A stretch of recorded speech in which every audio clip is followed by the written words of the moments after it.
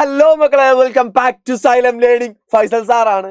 അതെ, ഇന്ന് ഞാൻ ഡിസ്കസ് ചെയ്യാൻ പോകുന്നത് ആക്ച്വലി നമ്മുടെ ജിയോഗ്രഫിയിലെ തന്നെ ഏറ്റവും ഷുവർ ആയിട്ട് വരുന്ന, ഉറപ്പായിട്ട് നമ്മുടെ എക്സാമിനേഷൻ നമുക്ക് എല്ലാ ചാപ്റ്ററുകളും ഉറപ്പായിട്ട് വരുന്ന കുറച്ച് ചോദ്യങ്ങൾ മാത്രമാണ്.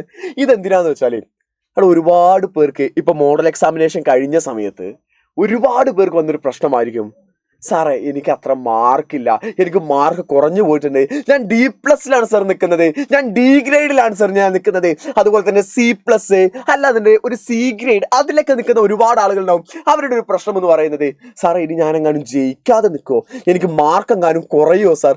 അതേസമയം ചില ആളുകൾക്ക് എല്ലാവർക്കും ആഗ്രഹമുള്ളതാണ് ഒരു A ഗ്രേഡ് A+ലേക്ക് ഷുവർ ആയിട്ട് എത്തണം എന്നുള്ള എല്ലാവർക്കും ആഗ്രഹമുള്ളതാണ്. നിങ്ങൾക്ക് വേണ്ടിയിട്ടുള്ളതാണ് ഇന്നത്തെ ഈ ഒരു ക്ലാസ് എന്ന് പറയുന്നത്. ഈ ഒരു വീഡിയോ സെഷൻ എന്ന് പറയുന്നത് തന്നെ നിങ്ങൾക്ക് വേണ്ടിയിട്ടാണ് ഞാൻ ഇന്ന് ഡെഡിക്കേറ്റ് ചെയ്തത്. കാരണം നിങ്ങൾ ഉറപ്പായിട്ടും പഠിച്ചിട്ട് പോവേണ്ട ഭാഗമാണ് ഇന്ന് ഡിസ്കസ് ചെയ്യാൻ പോകുന്നത്. ഈ ഭാഗങ്ങൾ പഠിക്കാതെ ഒരു ചാപ്റ്റർ നിങ്ങൾ ഒഴിവാക്കാൻ പാടില്ല. ഉറപ്പായിട്ടും ഒരു ചാപ്റ്റർ പഠിക്കുന്നുണ്ടോ, നിങ്ങളുടെ ഇപ്പോഴത്തെ പ്രശ്നം ഉണ്ടല്ലോ, സാറേ ഞാൻ ഇപ്പൊ അവസാന സമയത്ത് ഞാൻ എങ്ങനെയൊക്കെയോ കഷ്ടപ്പെട്ടിട്ട് ഞാൻ പഠിക്കുന്നുണ്ട് സർ, ഞാൻ പഠിക്കാൻ വേണ്ടി മാക്സിമം ട്രൈ ചെയ്യുന്നുണ്ട് സർ, പക്ഷെ ഈ സമയത്ത് ഞാൻ എന്താല്ല സർ ഞാൻ ലാസ്റ്റ് സമയത്ത് പഠിക്കേണ്ടത്, അവർക്കുള്ള ഉത്തരമാണ് ഞാൻ ഇന്ന് തരുന്നത്. യെസ്, യു ക്യാൻ, നിങ്ങളെ കൊണ്ട് സാധിക്കും മക്കളെ, നിങ്ങളെ കൊണ്ട് മാത്രമേ സാധിക്കൂ. നിങ്ങൾ ഇതാ A+ലേക്ക് A ഗ്രേഡിലേക്കുള്ള യാത്രയിലാണ് എന്ന് പറഞ്ഞുകൊണ്ട് തന്നെ നമ്മൾ തുടങ്ങുകയാണ്. നമ്മൾ ഇന്ന് ആദ്യം പറയാൻ പോകുന്നത് സീസൺ ആൻഡ് ടൈം അഥവാ ഋതുഭേദങ്ങളും സമയവും എന്ന് പറഞ്ഞ ചാപ്റ്ററിലാണ്. ഈ ചാപ്റ്റർ നമ്മൾ നോക്കുന്ന സമയത്ത് ഇതിൽ നിർബന്ധമായിട്ട് പഠിക്കേണ്ട ഭാഗങ്ങൾ എന്ന് പറഞ്ഞാൽ ഇതാണ്: equinoxes, summer solstice, winter solstice അഥവാ നമ്മുടെ വിഷുവങ്ങൾ, അതുപോലെ തന്നെ എന്ത് ചെയ്യാണ് ഈ സമ്മർ സോൾസ്റ്റൈസ്, വിന്റർ സോൾസ്റ്റൈസ്, ഉത്തരായനം, ദക്ഷിണായനം, time calculation, international date line, ഇവയാണ് ഈ ചാപ്റ്റർ നമ്മൾ നിർബന്ധമായിട്ട് ഡിസ്കസ് ചെയ്യേണ്ട ഭാഗങ്ങൾ എന്ന് പറയുന്നത്. അതില് ഈ ഉത്തരായനം തന്നെ നമുക്ക് ആദ്യം നോക്കാം. ഉത്തരായനം എന്ന് പറഞ്ഞാൽ നമുക്ക് അറിയാവുന്ന കാര്യം തന്നെയാണ്. It's a movement of the sun, സൂര്യന്റെ മൂവ്മെന്റ് ആണ് ത്രൂ ദ ദക്ഷിണായന രേഖയിൽ നിന്ന് ഉത്തരായന രേഖയിലേക്കുള്ള സൂര്യന്റെ മൂവ്മെന്റ് ആണ്. എന്ന് വെച്ചാൽ നമുക്ക് അറിയാവുന്നതാണ്, നമ്മുടെ ഉത്തരായനം എന്ന് പറഞ്ഞാൽ മുകളിലോട്ട് ഇങ്ങനെ പോകുന്നതാണ് ഉത്തരായനം എന്ന് പറയുന്നത്. ഇങ്ങനെ മുകളിലോട്ട് പോകുന്നതിനെ വിളിക്കുന്ന പേരാണ് ഉത്തരായനം, അഥവാ മലയാളത്തിൽ ഇംഗ്ലീഷിലൊക്കെ ഉത്തരായനം എന്ന് തന്നെ പറയാം. മലയാളത്തിൽ ഇംഗ്ലീഷിലൊക്കെ ഉത്തരായനമാണ്. അഥവാ tropic of Capricorn to tropic of Cancer, tropic of കാപ്രിക്കോണിൽ നിന്ന് ട്രോപ്പിക് ഓഫ് ക്യാൻസറിലേക്കുള്ള സൂര്യന്റെ മൂവ്മെന്റ് ആണ് ഇത് ഉത്തരായനം എന്ന് പറയുന്നത്. അപ്പൊ ദക്ഷിണായനം എന്ന് പറഞ്ഞാലോ is the movement of sun from tropic of cancer to tropic of capricorn. സൂര്യന്റെ നമ്മുടെ ഉത്തരായന രേഖയിൽ നിന്ന് ദക്ഷിണായന രേഖയിലേക്ക്. ഇവിടെ ഉള്ളത് ഉത്തരായന രേഖയാണല്ലോ, ഇവിടെ ഉള്ളത് ദക്ഷിണായന രേഖയാണല്ലോ. അപ്പൊ ഉത്തരായന രേഖയിൽ നിന്ന് ദക്ഷിണായന രേഖയിലേക്ക് വരികയാണെങ്കിൽ അതിനെ വിളിക്കുന്ന പേര് ദക്ഷിണായനമാണ്. അതേസമയം ദക്ഷിണായന രേഖയിൽ നിന്ന് ഉത്തരായന രേഖയിലേക്ക് പോവാണ്, അതിനെ വിളിക്കുന്ന പേര് എന്താണ്? ഉത്തരായനമാണ്. പഠിച്ചല്ലോ. ഇതിൽ ആ പോയിന്റുകൾ മാത്രം പഠിച്ചാൽ പോരാ, കൂടെ തന്നെ നമ്മൾ എക്സ്ട്രാ അഡീഷണൽ പോയിന്റുകൾ കൂടെ നമ്മൾ പഠിച്ചു വെക്കണം. ഒരു ഉത്തരായനം കംപ്ലീറ്റ് ചെയ്യാൻ വേണ്ട സമയം എന്ന് പറയുന്നത് 6 മാസമാണ്.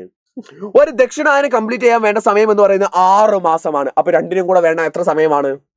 1 വർഷമാണ്. പോയിന്റുകളായി 4 പോയിന്റുകളായി, രണ്ടിടത്തും 2 പോയിന്റുകൾ വെച്ചിട്ട് നമ്മൾ എഴുതി 4 പോയിന്റുകളായി മാർക്ക് കിട്ടി. ദെൻ അടുത്തതാണ് നമ്മൾ tropic of Cancer, tropic of Capricorn ഒക്കെ പറഞ്ഞു. ഇനി നമ്മൾ പഠിക്കാനുള്ളതാണ് ഇക്വിനോക്സിസ്, അഥവാ നമ്മൾ ഇക്വിനോക്സിസിനെ കുറിച്ച് നമ്മൾ നിർബന്ധമായിട്ട് പഠിക്കണം. അഥവാ വിഷുവങ്ങൾ എന്ന് പറയുന്നതും, അതുപോലെ സമ്മർ സോൾസ്റ്റൈസ് എന്ന് പറയുന്നത് ഗ്രീഷ്മ അയനാന്തവും, അതുപോലെ തന്നെ വിന്റർ സോൾസ്റ്റൈസ് എന്ന് പറഞ്ഞാൽ ശൈത്യ അയനാന്തവും നമ്മൾ പഠിച്ചു വെക്കണം. ഞാനിതാ ഇതിൽ തന്നെ നിങ്ങൾക്ക് പറഞ്ഞുതരാം. ഈസി ആയിട്ടുള്ള ഭാഗമാണ്. ഇതിൽ നമ്മൾ എപ്പോഴും മനസ്സിലാക്കേണ്ട കാര്യം എന്താണെന്ന് വെച്ചാൽ, ഏറ്റവും ഇമ്പോർട്ടൻ്റ് ആയിട്ടുള്ള പോയിന്റ് എന്താണെന്ന് വെച്ചാൽ, നമ്മുടെ എപ്പോഴും നോർത്തേൺ ഹെമിസ്ഫിയറിന് അഥവാ നമ്മുടെ ഉത്തരാർദ്ധഗോളത്തിന്റെ കാര്യം മാത്രമേ എപ്പോഴും പറയുള്ളൂ. അപ്പൊ when sun is vertically over the tropic of cancer, ഉത്തരായന രേഖയുടെ മുകളിൽ സൂര്യൻ എത്തുന്ന സമയത്ത്, ഈ സമയത്ത് നമ്മുടെ ഉത്തരാർദ്ധഗോളത്തിൽ എന്തായിരിക്കും? നമ്മുടെ സമ്മർ സോൾസ്റ്റൈസ് ആയിരിക്കും. എന്തായിരിക്കും ഉണ്ടാവുക? സമ്മർ സോൾസ്റ്റൈസ് അഥവാ ഗ്രീഷ്മായനാന്തം. എന്താണ് വരിക? ഗ്രീഷ്മായനാന്തം. ഓക്കെ. അതേസമയം ഇക്വേറ്ററിന്റെ നേരെ മുകളിൽ എത്തുന്ന സമയത്ത്, ഇക്വേറ്ററിന്റെ മുകളിൽ 2 ദിവസം എത്തും. കാരണം ഉത്തരായനത്തിലേക്ക് പോകുകയും ദക്ഷിണായനത്തിലേക്ക് പോകുകയും ഇക്വേറ്ററിന്റെ മുകളിലേക്ക്, ഭൂമധ്യരേഖയുടെ മുകളിലേക്ക് എത്തും. ഈ ദിവസമാണ് വിഷുവങ്ങൾ അഥവാ ഇക്വിനോക്സിസ്. ഓക്കെ. അതേസമയം ട്രോപ്പിക് ഓഫ് കാപ്രിക്കോണിന്റെ നേരെ മുകളിൽ എത്തുന്ന സമയത്ത്, അഥവാ ദക്ഷിണായന രേഖയുടെ നേരെ മുകളിൽ എത്തുന്ന സമയത്ത് ഈ സമയമാണ് ഗ്രീഷ്മായനാന്തം അല്ല, ശൈത്യായനാന്തം കേട്ടോ. എന്താ വിളിക്കുക? ശൈത്യായനാന്തം അഥവാ വിന്റർ സോൾസ്റ്റൈസ്. Winter solstice. ഇതിൽ അടുത്ത പോയിന്റുകളും കൂടെ നിങ്ങൾ നന്നായിട്ട് ശ്രദ്ധിക്കേണ്ട പോയിന്റുകളാണ്. അപ്പൊ നമ്മൾ എന്ത് ചെയ്തു, ഓരോന്നും പഠിച്ചു. ഗ്രീഷ്മ അയനാന്തം പഠിച്ചു, വിഷുവങ്ങൾ പഠിച്ചു, ശൈത്യ അയനാന്തം പഠിച്ചു. 3 പഠിച്ചല്ലോ. ഇതില് ഗ്രീഷ്മ അയനാന്തത്തിൽ നമ്മൾ ആദ്യം പറയുന്നത് ഇവിടുത്താണ്, ഗ്രീഷ്മ അയനാന്തത്തിന്റെ ആണ്, അഥവാ സമ്മർ സോൾസ്റ്റിസിന്റെ ആണ്. സമ്മർ സോൾസ്റ്റിസിന്റെ ദിവസത്തിൽ ഡേ കൂടുതലായിരിക്കും, നൈറ്റ് കുറവായിരിക്കും. പകല് കൂടുതലായിരിക്കും, രാത്രി കുറവായിരിക്കും. കാരണം സൂര്യപ്രകാശം ഏറ്റവും കൂടുതൽ എന്ത് ചെയ്യുന്നുണ്ട്, സൂര്യപ്രകാശം ഏറ്റവും കൂടുതൽ എവിടെ എത്തുന്നുണ്ട്, നമ്മുടെ ഉത്തരാർദ്ധ ഗോളത്തിൽ എത്തുന്നുണ്ട്. അതേസമയം ഇക്വിനോക്സിസിന്റെ സമയത്തെ ഡേയും നൈറ്റും തുല്യമായിരിക്കും, രാത്രിയും പകലും തുല്യമായിരിക്കും. അതേസമയം ശൈത്യ അയനാന്തത്തിന്റെ ദിനത്തെ വിന്റർ സോൾസ്റ്റിസിന്റെ പ്രത്യേകത എന്താണെന്ന് വെച്ചാൽ പകല് കുറവായിരിക്കും, രാത്രി കൂടുതലായിരിക്കും. അപ്പൊ ഈ പോയിന്റുകളാണ് നിങ്ങൾ പഠിക്കാനുള്ളത്.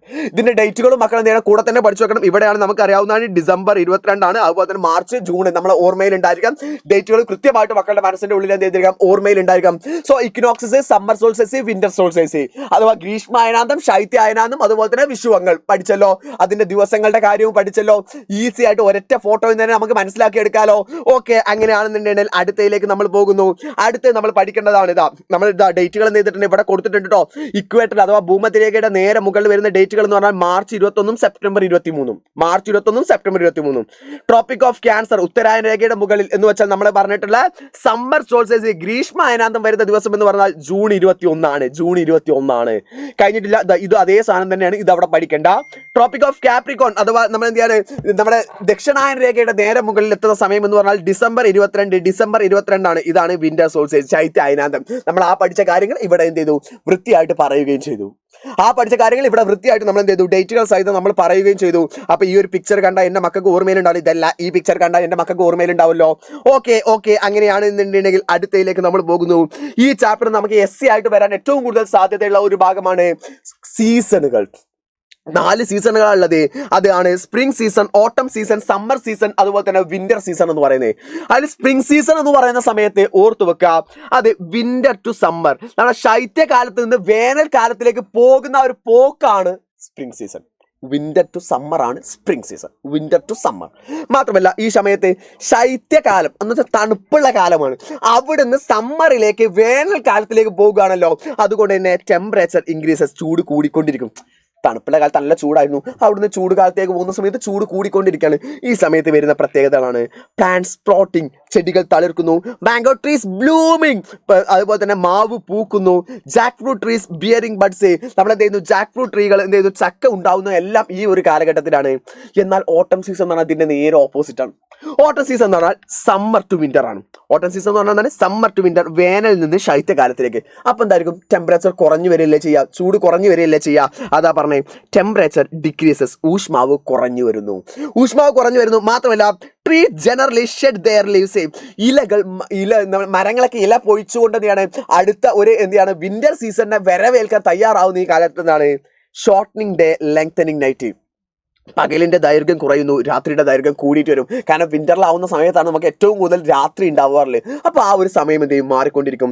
പിന്നെ നമുക്ക് അറിയാവുന്നതാണ് സമ്മർ സീസൺ, ചൂട് കാലഘട്ടം എന്താണെന്നുള്ളതാണ്. സമ്മർ സീസൺ എന്ന് പറഞ്ഞാൽ നമ്മൾ എന്താണ് എക്സ്പീരിയൻസ് നോർത്തേൺ ഹെമിസ്ഫിയർ, നമ്മൾ പ്രധാനമായിട്ട് summer season southward movement of the appearing movement of the sun, നമ്മൾ സൂര്യൻ താഴേക്ക് വരുന്ന ആ ഒരു കാലഘട്ടമാണ് നമ്മൾ എന്ത് ചെയ്യാണ് സമ്മർ സീസൺ എന്ന് പറയുന്നത്. അതുപോലെ തന്നെ വിന്റർ സീസൺ, തണുപ്പ് കാലഘട്ടമാണ് വിന്റർ സീസൺ. പഠിച്ചു വെക്കാനുള്ള ടേബിൾ ആണ് ഞാൻ നിങ്ങൾക്ക് തന്നിട്ടുള്ളത്, ഈസി ആയിട്ട് പഠിച്ചു വെക്കാനുള്ള ടേബിൾ. അതുകൊണ്ടാണ് ഞാൻ അവിടെ നിങ്ങൾക്ക് എക്സ്പ്ലെയിൻ ചെയ്യാതെ. മാർച്ച് 21 മുതൽ ജൂൺ 21 വരെയുള്ള കാലഘട്ടം സൂര്യൻ ഇക്വേറ്ററിൽ നിന്ന് ട്രോപ്പിക് ഓഫ് ക്യാൻസറിലേക്ക് വരുന്നു. ആ സമയത്ത് നോർത്തേൺ ഹെമിസ്ഫിയറിൽ സ്പ്രിങ്, വസന്തമായിരിക്കും. സദേൺ ഹെമിസ്ഫിയറിൽ ഓട്ടം. ഞാൻ നിങ്ങൾക്ക് ഒരു ഐഡിയ പറഞ്ഞിട്ട് നിങ്ങൾ ആകെ ഇത് മാത്രം പഠിച്ചാൽ മതി, ഇവിടെ പഠിക്കണ്ട. ഇത് പഠിക്കാതെ ഇത് മാത്രം പഠിച്ചു വെക്കുക. കാരണം നിങ്ങൾ എപ്പോഴും എന്ത് ചെയ്യാറിയോ, നോർത്തേൺ ഹെമിസ്ഫിയറിന് മാത്രം പഠിച്ചു വെക്കുക. എല്ലായിടത്തെയും നോർത്തേൺ ഹെമിസ്ഫിയറിന് മാത്രം പഠിച്ചു വെക്കുക. സദേൺ ഹെമിസ്ഫിയർ പഠിക്കുകയേ വേണ്ട. കാരണം നോർത്തേൺ ഹെമിസ്ഫിയറിൽ സ്പ്രിംഗ് ആണെങ്കിൽ സൗത്തിൽ ഓട്ടമായിരിക്കും, നോർത്തേൺ ഹെമിസ്ഫിയറിൽ സമ്മർ ആണെങ്കിൽ സൗത്തിൽ വിന്റർ ആയിരിക്കും. ഓക്കെ, അതേസമയം നോർത്തേൺ ഹെമിസ്ഫിയറിൽ ഓട്ടമാണെങ്കിൽ സൗത്തിൽ എന്തായിരിക്കും, സ്പ്രിംഗ് ആയിരിക്കും. നോർത്തേൺ ഹെമിസ്ഫിയറിൽ വിന്റർ ആണെങ്കിൽ സൗത്തിൽ എന്തായിരിക്കും, സമ്മർ ആയിരിക്കും. ഇതിന്റെ നേരെ ഓപ്പോസിറ്റ് ആണ് എന്ന് മാത്രം എന്ത് ചെയ്താൽ മതി, പഠിച്ചു വെച്ചാൽ മതി. ജൂൺ 21 മുതൽ സെപ്റ്റംബർ 23 വരെയുള്ള കാലഘട്ടം ട്രോപ്പിക് ഓഫ് ക്യാൻസറിൽ നിന്ന് ഇക്വേറ്ററിലേക്ക് എന്ത് ചെയ്യുന്നു, വരുന്നു. സീസണുകൾ കണ്ടല്ലോ. സെപ്റ്റംബർ 23 മുതൽ ഡിസംബർ 22 വരെയുള്ള കാലം ഇക്വേറ്ററിൽ നിന്ന് ട്രോപ്പിക് ഓഫ് കാപ്രിക്കോണിലേക്ക് താഴേക്ക് നമ്മൾ എന്ത് ചെയ്യുന്നു, ഭൂമധ്യരേഖയിൽ നിന്ന് ദക്ഷിണായന രേഖയിലേക്ക് വരുന്നു. ഡിസംബർ 22 മുതൽ മാർച്ച് 21 വരെ ട്രോപ്പിക് ഓഫ് കാപ്രിക്കോണിൽ നിന്ന് ഇക്വേറ്ററിലേക്ക് ഉത്തരായനത്തിലേക്കാണ് മുകളിലേക്ക് പോയിക്കൊണ്ടിരിക്കുകയാണ്. ഉത്തരായന രേഖയിൽ നിന്ന് ഭൂമധ്യ രേഖയിലേക്ക് എന്ത് ചെയ്യുന്നു എത്തുന്നു. ഇതാണ് നമ്മൾ എന്ത് ചെയ്യാനുള്ളത് പഠിക്കേണ്ടത്. നിർബന്ധമായിട്ട് പഠിച്ചിട്ട് പോകുക. പരീക്ഷയ്ക്ക് ഏറ്റവും കൂടുതൽ വരാൻ സാധ്യതയുള്ള ഒരു ഭാഗമാണ്. സോ ഈ ചാപ്റ്ററിൽ ഇത് പഠിച്ചു. പിന്നെ ടൈം കാൽക്കുലേഷൻ നമ്മൾ സെപ്പറേറ്റ് ചെയ്തിട്ട് വീഡിയോ ചെയ്തിട്ടുണ്ട്. ടൈം കാൽക്കുലേഷൻ പറയുകയാണെന്നുണ്ടെങ്കിൽ ഏകദേശം നമുക്ക് 20 മിനിറ്റ് ടൈം കാൽക്കുലേഷന് വേണ്ടി മാത്രമായിട്ട് വേണ്ടി വരും. അതുകൊണ്ട് ടൈം കാൽക്കുലേഷൻ വീഡിയോ നമ്മൾ ചെയ്തു വെച്ചിട്ടുണ്ട്. കാണേണ്ടതാണ്, നിർബന്ധമായിട്ട് കാണേണ്ടതാണ്. അത് കഴിഞ്ഞാൽ അടുത്തൊരു ഇമ്പോർട്ടന്റ് ആയിട്ടുള്ള ചാപ്റ്റർ ആണ് landscape analysis through the maps, ഭൂതല വിശകലനം ഭൂപടങ്ങളിലൂടെ എന്ന് പറയുന്നത്. ഈ ചാപ്റ്ററിൽ ഏറ്റവും കൂടുതലായിട്ട് നിങ്ങൾ പഠിക്കേണ്ടത് 3 പോയിന്റുകളാണ്. ഒന്ന് uses of topographical map, topographical മാപ്പിന്റെ ധരാതലീയ ഭൂപടങ്ങളുടെ ഉപയോഗങ്ങൾ, അതുപോലെ തന്നെ ഗ്രിഡ് റഫറൻസ്, കോണ്ടൂർ ലൈനുകൾ. അതിൽ ആദ്യത്തെ തന്നെ നമ്മൾ ഇത് നിർബന്ധമായിട്ട് പഠിച്ചു വെക്കുക. പരീക്ഷയ്ക്ക് വരാൻ ഏറ്റവും കൂടുതൽ സാധ്യതയുള്ളതാണ് യൂസസ് ഓഫ് ടോപ്പോഗ്രഫിക്കൽ മാപ്പ്. ധരാതലീയ ഭൂപടങ്ങളുടെ ഉപയോഗങ്ങൾ എന്തൊക്കെയെന്ന് ചോദിച്ചാൽ അതിൽ ഒന്നാമത്തെ നമുക്ക് പറയാൻ പറ്റും we can analyse physical and cultural feature. ഭൗതികവും സാംസ്കാരികവുമായ സവിശേഷതകൾ മനസ്സിലാക്കാൻ നമുക്ക് പറ്റും. മാത്രമല്ല ഫോർ ദ എക്കണോമിക് പ്ലാനിങ്, സാമ്പത്തിക ആസൂത്രണത്തിന് നമുക്ക് സാധിക്കും. കൂടാതെ തന്നെ for the preparation of military map, സൈനിക ഭൂപടങ്ങൾ നിർമ്മിക്കാൻ നമ്മളെ സഹായിക്കും. ഫോർ ദ അർബൻ പ്ലാനിങ്, നഗരങ്ങളുടെ ആസൂത്രണത്തിന് സഹായിക്കും. അപ്പോൾ ഫിസിക്കൽ ആൻഡ് കൾച്ചറൽ ഫീച്ചേഴ്സ്, ഭൗതികവും സാംസ്കാരികമായ സവിശേഷത തിരിച്ചറിയാൻ, എക്കണോമിക്കൽ പ്ലാനിങ് സാമ്പത്തിക ആസൂത്രണത്തിന്, അതുപോലെ തന്നെ മിലിറ്ററി മാപ്പുകൾ നിർമ്മിക്കാൻ വേണ്ടിയിട്ട്, അർബൻ പ്ലാനിങ് നഗരങ്ങളുടെ ആസൂത്രണം. ഇതിനെല്ലാത്തിനും എന്താണ് ചോദ്യം എന്താ യൂസസ് ഓഫ് ടോപ്പോഗ്രഫിക്കൽ മാപ്പ്, ധരാതലീയ ഭൂപടങ്ങളുടെ ഉപയോഗങ്ങൾ. ഇങ്ങനെ തന്നെയാണ് ചോദ്യ പേപ്പറിൽ ഉണ്ടാവുക. സോ കിട്ടിയല്ലോ. സോ അത് കഴിഞ്ഞാൽ പിന്നെ നമ്മൾ പഠിക്കേണ്ടതാണ് ഗ്രിഡ് റഫറൻസ്. ഗ്രിഡ് റഫറൻസ് നമുക്കറിയാലോ. ഇതിന്റെ സെപ്പറേറ്റ് വീഡിയോ ഞാൻ നിങ്ങൾക്ക് ചെയ്ത് കാണിച്ചൊക്കെ തന്നിട്ടുണ്ട്. ആ സെപ്പറേറ്റ് വീഡിയോ കാണണം. ഞാൻ ജസ്റ്റ് നിങ്ങൾക്ക് എളുപ്പത്തിന് വേണ്ടി ഒറ്റൊന്ന് മാത്രം ഞാൻ ഇവിടെ എക്സാമ്പിൾ പറഞ്ഞുതരാം. ഒരു 4 ഗ്രിഡും ഒരു 6 ഗ്രിഡും, ഒരു 4ക്കും ഒരു 6ക്കും. ഇവിടെ നമ്മൾ 4 ഗ്രിഡ് നോക്കാം കേട്ടോ. 4 ഗ്രിഡ് നോക്കുകയാണ്. അതിൽ 4ക്ക് നോക്കാം. ഇതിന്റെ ആയിക്കോട്ടെ, നമ്മുടെ ലേക്കിന്റെ 4ക്ക് നോക്കുകയാണെന്നുണ്ടെങ്കിൽ ആദ്യം നോക്കേണ്ടത്, അറിയാത്തവര് വേഗം നോക്കി വെച്ചോ. ആദ്യം ഈസ്റ്റിങ്സ് നോക്കുന്നു. ഈസ്റ്റിലേക്ക് പോകുന്നതോറും വാല്യൂ കൂടുന്നത് എന്ന് വെച്ചാൽ 81, 82, 83 അതാണ് ഈസ്റ്റിങ്സ്. അത് നോക്കുന്നു. നമ്മൾ 82ന്റെയും 83ന്റെയും ഇടയിലാണ് നമ്മൾ വില കൊടുക്കുന്നു. അതിൽ ഏറ്റവും ചെറിയ വാല്യൂ 82.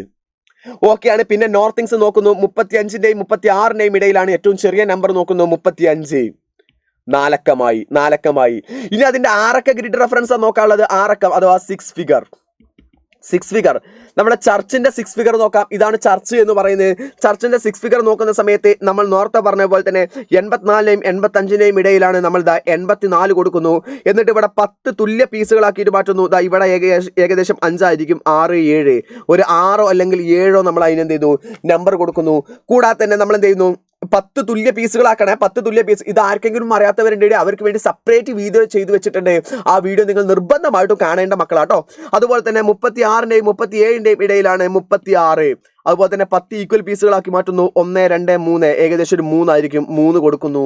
ഉത്തരമായി 6ക്കവും 4ക്കവും. ഇത് ആർക്കെങ്കിലും മനസ്സിലാവാത്തവരുണ്ടെങ്കിൽ ആ വീഡിയോ പോയിട്ട് ഒന്ന് കണ്ടിട്ട് വരണേ. ഒന്ന് കാണണം കേട്ടോ. നിർബന്ധമായിട്ടും നിങ്ങൾ കാണേണ്ടതാണ്. ഒരിക്കലും ഒഴിവാക്കാൻ പാടില്ല. പിന്നെ ഈ ചാപ്റ്ററിൽ വരുന്ന ചോദ്യമാണ് Write the 3 things assessed from the contour line. Contour രേഖയിൽ നിന്ന് നമുക്ക് എന്തെല്ലാം മനസ്സിലാക്കാൻ പറ്റും? ഒന്ന്, ആൾട്ടിറ്റ്യൂഡ് ഓഫ് ദ പ്ലേസ്, ആ സ്ഥലത്തിന്റെ ഉയരം എത്രയാണ്. നാച്ചർ ഓഫ് ദ സ്ലോപ്പ്, ചെരിവിന്റെ സ്വഭാവം എങ്ങനെയാണ്. Shape of the landform, ഭൂരൂപത്തിന്റെ ആകൃതി എങ്ങനെയാണ്. ഈ കാര്യങ്ങളെല്ലാം നമുക്ക് കോണ്ടൂർ രേഖയിൽ നിന്ന് മനസ്സിലാവുന്നതാണ്. എന്നാൽ ഇന്റർ വിസിബിലിറ്റി ആപ്ലിക്കേഷൻ, ഇത് പരീക്ഷയ്ക്ക് ചോദിക്കാൻ ഏറ്റവും കൂടുതൽ സാധ്യതയുള്ള ഒന്നാണ്. അതുകൊണ്ടാണ് ഞാൻ ഇവിടെ കൊടുത്തിട്ടുള്ളത്. ഇന്റർ വിസിബിലിറ്റിയുടെ ആവശ്യകത ചോദിക്കാൻ ഇലക്ട്രിക് പോസ്റ്റ് വെക്കാൻ, മൊബൈൽ ടവർ വെക്കാൻ, വയർലെസ് ട്രാൻസ്മിഷൻ ടവർ വെക്കാൻ, ഇവ എല്ലാത്തിനും ഉപയോഗിക്കുന്നതാണ് എന്ത് നമ്മുടെ ഇന്റർ വിസിബിലിറ്റി. നേർക്കാഴ്ച ഉപയോഗിക്കാറുണ്ട്. അടുത്ത chapter public expenditure and public revenue, പൊതുചെലവും പൊതുവരുമാനവും എന്ന് പറഞ്ഞ ചാപ്റ്ററിൽ ഏറ്റവും കൂടുതലായിട്ട് ശ്രദ്ധിക്കേണ്ട കാര്യങ്ങൾ ഒന്ന് GSTയിലെ റെക്കമെൻഡേഷനുകളാണ്, രണ്ടാമത്തെ ബജറ്റ് ആണ്, മൂന്നാമത്തെ നോൺ ടാക്സ് റവന്യൂ ആണ്, നാലാമത്തെ ഫിസ്ക്കൽ പോളിസിയുടെ ഗോൾസ് ആണ്. ഫിസ്ക്കൽ പോളിസിയുടെ ഗോൾസ് കാണുന്നില്ല അല്ലെ. ഫിസ്ക്കൽ പോളിസിയുടെ ഗോൾസ് കേട്ടോ. ഫിസ്ക്കൽ പോളിസിയുടെ ഗോൾസ് ആണ് എന്ത് ചെയ്യാനുള്ളത്. പിന്നെ നിങ്ങൾ ശ്രദ്ധിക്കേണ്ടത് ഇതാ ഗോൾസ് ഞാൻ എഴുതി തരാം. ഗോൾസ്, ലക്ഷ്യങ്ങൾ. അതിൽ നമ്മൾ എന്ത് ചെയ്യാണ്, ആദ്യം തന്നെ നമുക്ക് ശ്രദ്ധിക്കാം. നമ്മൾ GST ആണെന്നുണ്ടെങ്കിൽ നമുക്കറിയാം ഒരു നോൺ ടാക്സ് റവന്യൂ ആണ്. ഒരു നോൺ ടാക്സ് അല്ല, ഒരു ഇൻഡയറക്ട് ടാക്സ് ആണ്. ഒരു പരോക്ഷ നികുതിയാണ് GST എന്ന് പറഞ്ഞാൽ. Goods and service tax. GST 3 തരത്തിലുള്ളത്. CGST, SGST, IGST, central goods and service tax, state goods and service tax, IGST, integrated goods and service tax എന്ന് പറയുന്നത്. അതിന്റെ റെക്കമെൻഡേഷനുകൾ നിങ്ങൾ പഠിച്ചു വെക്കേണ്ടതാണ്. റെക്കമെൻഡേഷനുകൾ ടാക്സ്, സെസ്, സർചാർജ് എന്നിവ എന്ത് ചെയ്യുന്നു? മെർജ് ചെയ്യുന്നു. ടാക്സ്, സെസ്, സർചാർജ് എന്നിവ എന്ത് ചെയ്യുന്നു? നികുതികൾ, സെസ്സുകൾ, സർചാർജുകൾ ഇവയെ കൂട്ടിച്ചേർക്കുന്നു. അതുപോലെ തന്നെ ഇതിൽ ആഡ് ചെയ്യേണ്ട സാധനങ്ങളും ഒഴിവാക്കേണ്ട സാധനങ്ങളും നിശ്ചയിക്കുന്നു. അതുപോലെ തന്നെ GSTയുടെ ഡിറ്റർമൈൻ ദ GST റേറ്റ്, GSTയുടെ റേറ്റുകൾ തീരുമാനിക്കുന്നു. അതിന്റെ ടൈം ഫ്രെയിം, എത്ര കാലത്തേക്കാണ് ഓരോന്നും ഇൻക്ലൂഡ് ചെയ്യേണ്ടത്, ഒഴിവാക്കേണ്ടത് എന്നുള്ളവ തീരുമാനിക്കുന്നു. കൂടാതെ എത്രയാണ് അതിന്റെ ടേൺ ഓവർ എന്ന് പറയുന്നത്, വിറ്റുവരവിന്റെ എത്ര ശതമാനമാണ്, എങ്ങനെയാണ് അതിന്റെ ടേൺ ഓവർ, എത്രയാണ് കൊടുക്കേണ്ടത് എന്നത് തീരുമാനിക്കുന്നു. ഇതെല്ലാം GSTയുടെ റെക്കമെൻഡേഷനുകളാണ്. ഇത് മക്കൾ ശ്രദ്ധിക്കേണ്ടതാണ്, GSTയുടെ റെക്കമെൻഡേഷനുകൾ. പിന്നെ നമുക്കറിയാം non tax revenue. Non tax revenue detail ആയിട്ട് തന്നെ പഠിച്ചു വെക്കാം. നോൺ ടാക്സ് റവന്യൂകൾ പ്രധാനമായിട്ടുള്ളത് 5 എണ്ണമാണ്. അതിൽ 4 എണ്ണം എന്റെ മക്കൾ പഠിച്ചു വെക്കണം. ഒന്ന് ഫീസ്. ഫീസ് എന്ന് പറഞ്ഞാൽ ഗവൺമെന്റ് സർവീസസിന് നമ്മൾ കൊടുക്കുന്ന പേയ്മെന്റ് ആണ് ഫീസ് എന്ന് പറയാം. ട്യൂഷൻ ഫീസ്, നമ്മുടെ ട്യൂഷൻ ഫീസ്, ലൈസൻസ് ഫീസ് തുടങ്ങിയിട്ടുള്ളതെല്ലാം അതിന്റെ ഉദാഹരണങ്ങളാണ്. ഫൈന്, പെനാൽറ്റി എന്ന് പറഞ്ഞാൽ ഗവൺമെന്റിന്റെ ഏതെങ്കിലും നിയമങ്ങൾ വയലേറ്റ് ചെയ്യുന്ന സമയത്ത് നമ്മൾ കൊടുക്കേണ്ടതാണ് ഫൈന്, പെനാൽറ്റി. ഗവൺമെന്റ് ഏതെങ്കിലും നിയമങ്ങൾ തെറ്റിക്കുക, ഹെൽമെറ്റ് ഇടാതെ വാഹനം ഓടിക്കുക തുടങ്ങിയിട്ടുള്ള സമയത്ത് കൊടുക്കുന്നതാണ് നമ്മൾ ഫൈന്, പെനാൽറ്റി. അത് ഗവൺമെന്റ് വരുമാനമാണ്. ഗ്രാന്റ്, ഏതെങ്കിലും ഒരു ഇൻസ്റ്റിറ്റ്യൂഷനോ അല്ലെങ്കിൽ ഒരു ഏജൻസിയോ ഗവൺമെന്റിലേക്ക് എന്താണ് എക്സ്ട്രാ പണം കൊടുക്കുന്നതിനെ വിളിക്കുന്ന പേരാണ് ഗ്രാന്റ്. അതേസമയം ഗവൺമെന്റ് ആർക്കെങ്കിലും ലോൺ കൊടുത്തിട്ടുണ്ടെങ്കിൽ അതിന് തിരിച്ചു കിട്ടുന്നതാണ് ഇൻട്രസ്റ്റ്. പ്രോഫിറ്റ് എന്ന് പറഞ്ഞാൽ ഗവൺമെന്റ് എന്തെങ്കിലും ഒരു ഇൻസ്റ്റിറ്റ്യൂഷൻ റൺ ചെയ്യുന്നുണ്ടെങ്കിൽ, ഗവൺമെന്റ് ഏതെങ്കിലും ഒരു സ്ഥാപനം നടത്തുന്നുവെങ്കിൽ അതിന് തിരിച്ച് ലാഭം കിട്ടുന്നതാണ് പ്രോഫിറ്റ് എന്ന് പറയാം. ഇപ്പൊ ഇന്ത്യൻ റെയിൽവേ എല്ലാം അതിന്റെ ഉദാഹരണമാണ്. ഇവയാണ് നോൺ ടാക്സ് റവന്യൂകൾ അഥവാ നികുതിയേതര വരുമാനങ്ങൾ. നികുതിയിൽ നിന്നല്ലാതെ ഗവൺമെന്റ് കിട്ടുന്ന വരുമാനങ്ങളാണ്. പിന്നെ ഉള്ളത് നമ്മുടെ ബജറ്റാണ്. ബജറ്റ് 3 തരത്തിലുള്ളത്: balanced budget, surplus budget, deficit budget അഥവാ സന്തുലിത ബജറ്റ്, മിച്ച ബജറ്റ്, കമ്മി ബജറ്റ് എന്ന് പറഞ്ഞുകൊണ്ട് 3 തരത്തിലാണ് ആക്ച്വലി എന്ത് വരുന്നത്, നമ്മുടെ ബജറ്റുകൾ വരുന്നത്. അതിൽ ബാലൻസ്ഡ് ബജറ്റ് എന്ന് പറയുന്ന സമയത്ത് ഇൻകം എന്ന് പറഞ്ഞാൽ മലയാളത്തിന് അറിയാലോ എന്ന് വെച്ചാൽ നമ്മൾ എന്താണ്, വരുമാനം. ഇൻകം എന്ന് പറഞ്ഞാൽ എന്താണ്, വരുമാനവും അതുപോലെ തന്നെ ചെലവ് അഥവാ എക്സ്പെൻഡിച്ചറും തുല്യമാണെങ്കിൽ അതിനെ വിളിക്കുന്ന പേരാണ് ബാലൻസ്ഡ് ബജറ്റ്. അതേസമയം എന്താ, ഞാൻ ഈ കാര്യം തന്നെ ഇവിടുന്ന് എടുക്കുന്നു. അടുത്ത നമ്മൾ എന്ത് ചെയ്യുന്നു, ഇതേ സാധനം തന്നെ ഇവിടെ ഇടാം. സർപ്ലസ് ബജറ്റ് എന്ന് പറയുന്ന സമയത്ത് അഥവാ മിച്ച ബജറ്റ് എന്ന് പറഞ്ഞാൽ അവിടെ ഇൻകം കൂടുതലായിരിക്കും. എക്സ്പെൻസ് കുറവായിരിക്കും അഥവാ ചെലവ് കുറവായിരിക്കും. അപ്പോൾ അവിടെ സർപ്ലസ് എക്സ്ട്രാ വരും. ഡെഫിസിറ്റ് എന്ന് പറഞ്ഞ സമയത്ത് ഇൻകം കുറവാണ്, എക്സ്പെൻസ് കൂടുതൽ എന്ന് വെച്ചാൽ കമ്മി ബജറ്റ്, തികയാത്ത അവസ്ഥയാണ്. ഇങ്ങനെയാണ് 3 ബജറ്റുകൾ വരുന്നത്. ഡീറ്റെയിൽ ആയിട്ട് തന്നെ പഠിച്ചു വെക്കുക. സിമ്പിൾ ആയിട്ടുള്ള കാര്യം ഞാൻ നിങ്ങൾക്ക് പറഞ്ഞു. ബാലൻസ് എന്ന് പറഞ്ഞ സമയത്ത് ബാലൻസ് രണ്ടും തുല്യമായിരിക്കും. സർപ്ലസ് എന്ന് പറഞ്ഞ സമയത്ത് ഇൻകം കൂടുതലാണ്, എക്സ്പെൻസ് കുറവാണ്, വരുമാനം കൂടുതലാണ്, ചെലവ് കുറവാണ്. അതേസമയം ഡെഫിസിറ്റ് എന്ന് പറഞ്ഞ സമയത്ത് എന്താണ്, ഇൻകം കുറവാണ്, ചെലവ് കൂടുതലാണ്. എന്ന് വെച്ചാൽ നമ്മൾ ബാക്കിയുള്ളവരുടെ കയ്യിൽ നിന്ന് കടം വാങ്ങേണ്ട സിറ്റുവേഷൻ ആയിരിക്കും ഉണ്ടായിരിക്കുക. അതാണ് 3 തരത്തിലുള്ള ബജറ്റുകൾ. പിന്നെ അതുപോലെ തന്നെ ഫിസ്ക്കൽ പോളിസിയുടെ ഗോൾസുകളും മക്കൾ പഠിച്ചു വെക്കുക. ഫിസ്ക്കൽ പോളിസി എന്ന് പറഞ്ഞാൽ നമ്മുടെ എന്താണ്, economical public expenditure, public revenue, അതുപോലെ തന്നെ എന്താണ് നമ്മുടെ പബ്ലിക് ഡെപ്റ്റ്, ഇവയെക്കുറിച്ചുള്ള സ്റ്റഡീസിനെ വിളിക്കുന്ന പേര് അഥവാ പൊതുചെലവ്, പൊതുകടം, പൊതുവരുമാനം ഇവയെക്കുറിച്ച് പഠിക്കുന്നതാണ് ഫിസ്ക്കൽ പോളിസി അഥവാ ധനനയം. മലയാളത്തിൽ എന്ത് പറയും നമ്മൾ, ധനനയം ധനനയം എന്നാണ് ഫിസ്ക്കൽ പോളിസി എന്ന് പറഞ്ഞാൽ. അതിന്റെ ലക്ഷ്യങ്ങൾ എന്ന് പറഞ്ഞാൽ ഒന്ന് എക്കണോമിക് സ്റ്റെബിലിറ്റി അഥവാ സാമ്പത്തിക സ്ഥിരത കൊണ്ടുവരിക, അതുപോലെ എംപ്ലോയ്മെന്റ് ഓപ്പർച്യൂണിറ്റീസ്, തൊഴിലവസരങ്ങൾ ക്രിയേറ്റ് ചെയ്ത് കൊടുക്കുക, അതുപോലെ തന്നെ അൺനെസസറി എക്സ്പെൻഡിച്ചർ അഥവാ അനാവശ്യമായിട്ടുള്ള ചെലവുകൾ ഒഴിവാക്കുക, പിന്നെ അതുപോലെ ഡെവലപ്മെന്റൽ ആക്ടിവിറ്റീസ്, വികസന പദ്ധതികൾ കൊണ്ടുവരിക, ഗ്രോത്ത്, വളർച്ച കൊണ്ടുവരിക. ഇപ്പൊ എല്ലാം ആരുടെ ഡ്യൂട്ടിയാണ്, നമ്മുടെ ധനനയത്തിന്റെ അഥവാ ഫിസ്ക്കൽ പോളിസിയുടെ ലക്ഷ്യങ്ങളാണ്. ഈ ചാപ്റ്ററിന് ഒരിക്കലും ഒഴിവാക്കാൻ പാടില്ലാത്ത ഭാഗങ്ങളാണ് ഈ പറഞ്ഞിട്ടുള്ളത്. ദെൻ അടുത്ത ചാപ്റ്ററിലേക്ക് നമ്മൾ പോവാം. ഈ chapter India the land of diversity, ജിയോഗ്രഫിയിലെ തന്നെ ഏറ്റവും വലിയ ചാപ്റ്ററാണ് India the land of diversity, വൈവിധ്യങ്ങളുടെ ഇന്ത്യ എന്ന് പറയുന്നത്. ഈ ചാപ്റ്ററിന് എല്ലാം ഏറ്റവും ഇമ്പോർട്ടൻ്റ് ആയിട്ട് നിങ്ങൾ ശ്രദ്ധിക്കേണ്ടതാണ്. ഒന്ന് മാപ്പാണ്, 2 ഹിമാലയ, ഹിമാദ്രി, സിവാലിക്കാണ്, 3ാമത്തെ ഹിമാലയൻ റിവറും പെനിൻസുലാസ് റിവേഴ്സും ആണ്, 4ാമത്തെ മൺസൂൺ ആണ്, 5ാമത്തത് ഹിമാലയത്തിന്റെ സിഗ്നിഫിക്കൻസ് ഓഫ് നോർത്തേൺ മൗണ്ടൻസ് അഥവാ നമ്മുടെ ഉത്തരപർവ്വത മേഖലയുടെ സവിശേഷത, സിഗ്നിഫിക്കൻസ് ഏതൊക്കെയെന്നുള്ള. അവിടെ നമുക്ക് എന്ത് ചെയ്യണം, ആദ്യം തന്നെ ഹിമാദ്രി, ഹിമാചൽ, സിവാലിക്ക് നമുക്ക് അറിയാവുന്നതാണല്ലോ. ഞാൻ ഡീറ്റെയിൽ ഒന്നും പറയേണ്ട ആവശ്യമില്ലല്ലോ, നിങ്ങൾ പഠിച്ച ആളുകളെ ടെക്സ്റ്റ് ബുക്കിൽ കൃത്യമായിട്ടുള്ളതാണ്. ഏറ്റവും ഹയസ്റ്റ് പീക്കാണ് ഇത്. ഹിമാദ്രി എന്ന് പറഞ്ഞാൽ ഏറ്റവും ഉയരം കൂടിയ സ്ഥലമാണ്. 6000 മീറ്റർ എന്ന് വെച്ചാൽ 6000 മീറ്ററാണ് ഇതിന്റെ ഉയരം എന്ന് പറയുന്നത്.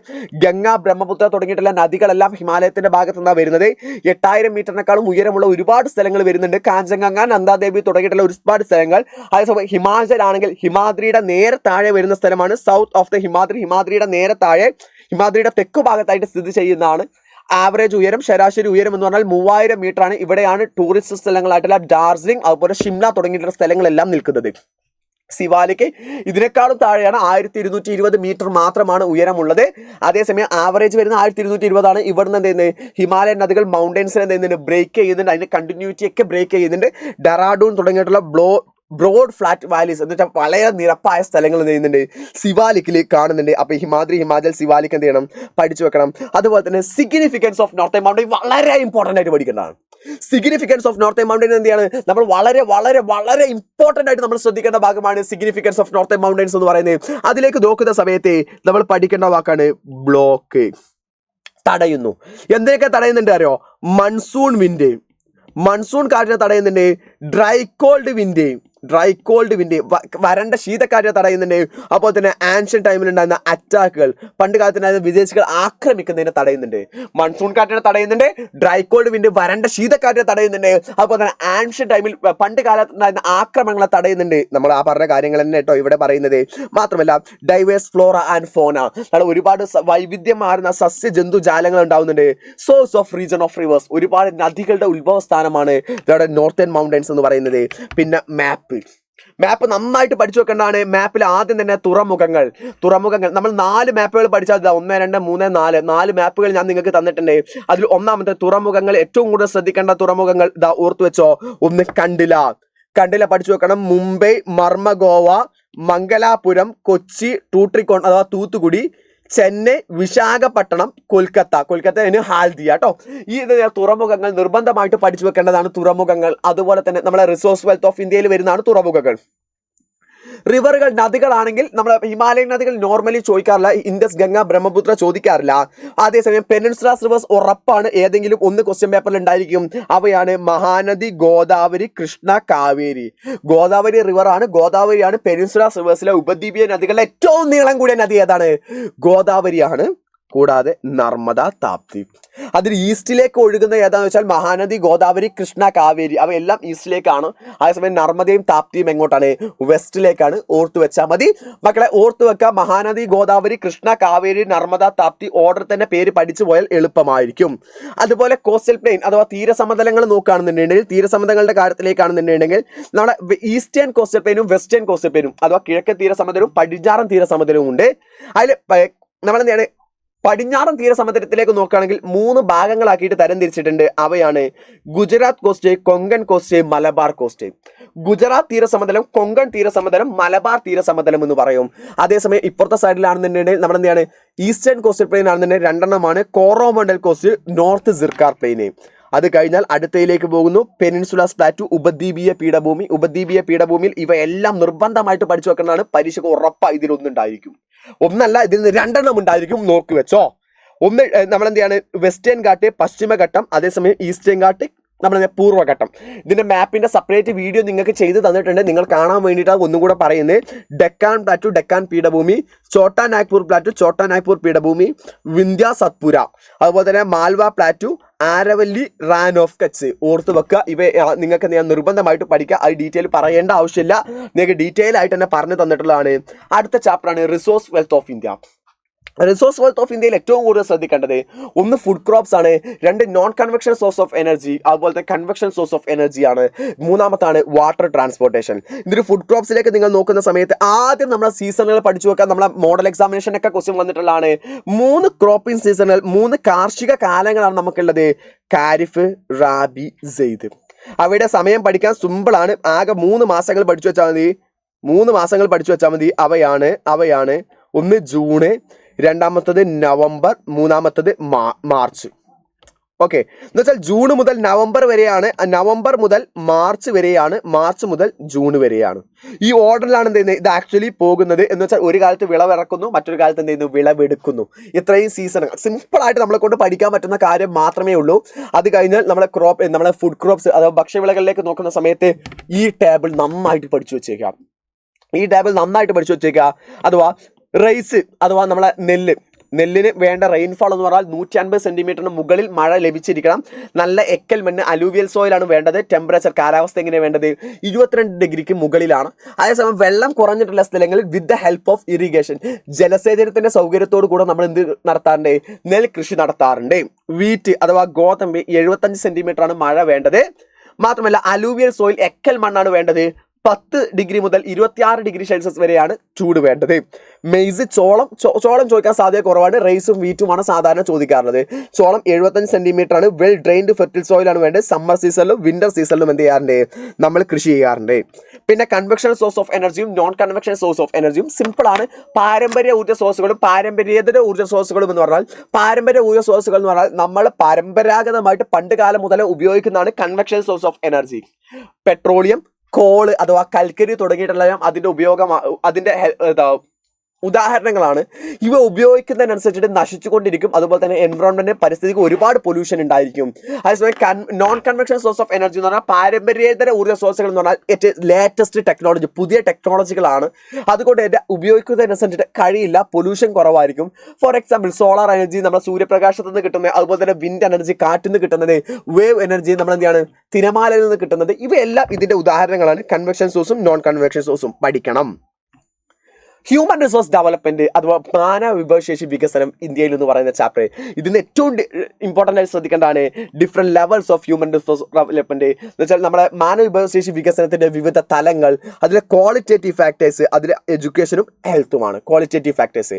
Advantages of human resource development, അതിൽ ഇതാണ് നന്നായിട്ട് പഠിക്കേണ്ടത്. Different levels of human resource development, മാനവ വിഭവശേഷി വികസനത്തിന്റെ വിവിധ തലങ്ങൾ. മോഡൽ എക്സാമിൽ ചോദിച്ചു എന്ന് കരുതിയിട്ട് മെയിൻ എക്സാമിൽ ചോദിക്കൂല, അത് ഒരു നിർബന്ധമില്ല, ഒരു നിയമവുമില്ല. ഓർത്ത് വെച്ചോ, ചോദിക്കാൻ സാധ്യതയുണ്ട്. ഒന്നാമത്തതാണ് individual take effort to develop their own skill. നമ്മൾ ഡെവലപ്പ് ചെയ്യണമെന്നുണ്ടെങ്കിൽ ആദ്യം നമ്മളെ തന്നെ ഡെവലപ്പ് നമ്മൾ ആലോചിച്ചിരിക്കണം. അല്ലാതെ നാട്ടുകാർ നമ്മളെ ഡെവലപ്പ് ചെയ്യാൻ വരുമെന്നുള്ള ഒരു ചിന്തയും വേണ്ട. സ്വര പരിശ്രമത്തിലൂടെ സ്വന്തം കഴിവുകൾ വികസിപ്പിക്കുക. അത് കഴിഞ്ഞാലാണ് നമ്മൾ അതിന് ആര് ഹെൽപ്പ് ചെയ്യും? നമ്മുടെ ഫാമിലി ഹെൽപ്പ് ചെയ്യും. Family create an environment for the development of the potential of the individual. കുടുംബം അതിനാവശ്യമായിട്ട് സാഹചര്യങ്ങൾ ഒരുക്കി കൊടുക്കുന്നു. അത് കഴിഞ്ഞതിന് ശേഷം വേരിയസ് ഇൻസ്റ്റിറ്റ്യൂഷൻ ആൻഡ് ഏജൻസീസ്, വിവിധ ഏജൻസികളും വിവിധ സ്ഥാപനങ്ങളും ഏജൻസികളും അതിനുള്ള സൗകര്യങ്ങൾ ഒരുക്കി തരും. അതെല്ലാം കഴിഞ്ഞാലാണ് nation should be provide the facilities. നമ്മുടെ രാഷ്ട്രം ജനങ്ങളുടെ കഴിവുകൾ വികസിപ്പിക്കാനുള്ള സൗകര്യങ്ങൾ ഒരുക്കുന്നു. സോ ഈ 4 പോയിന്റുകൾ മക്കൾ പഠിച്ചു വെക്കണം. എന്തായിരിക്കും ചോദ്യം ഉണ്ടായിരിക്കുക? Different levels of human resource development, മാനവ വിഭവശേഷി വികസനത്തിന്റെ വിവിധ തലങ്ങൾ ഏതെല്ലാം എന്നുള്ളതായിരിക്കും ചോദ്യം ഉണ്ടായിരിക്കുക. ദെൻ അത് കഴിഞ്ഞാൽ ഇത് പഠിച്ചു വെക്കണം. How education lead to human resource development. വിദ്യാഭ്യാസം എങ്ങനെയാണ് മാനവ വിഭവശേഷി വികസനം ഉണ്ടാക്കാൻ ചോദിച്ചാൽ, നല്ല എഡ്യൂക്കേഷൻ ഉണ്ടെങ്കിൽ നല്ല സ്കിൽ ഉണ്ടാവും, നല്ല കഴിവുണ്ടാവും. നല്ല കഴിവുണ്ടെങ്കിൽ നല്ല ടെക്നോളജികൾ ഉപയോഗിക്കാൻ അറിയും, നല്ല സാങ്കേതിക വിദ്യ ഉപയോഗിക്കാൻ പറ്റും. നല്ല സാങ്കേതിക വിദ്യ ഉപയോഗിക്കാൻ പറ്റിയാൽ നല്ല തൊഴിൽ, നല്ല ജോലി ലഭിക്കും. നല്ല ജോലി ലഭിച്ചാൽ അയാളുടെ ജീവിത നിലവാരം ഉയരും. അതാണ് നമ്മുടെ ഹ്യൂമൻ റിസോഴ്സ് ഡെവലപ്മെന്റ് എന്ന് പറയുന്നത്. സോ വിദ്യാഭ്യാസം എങ്ങനെയാണ് രാജ്യത്തിന്റെ ഡെവലപ്മെന്റ് ഉണ്ടാക്കുക എന്നുള്ളത് എന്ത് ചെയ്യുക? ഓർത്ത് വെക്കാം.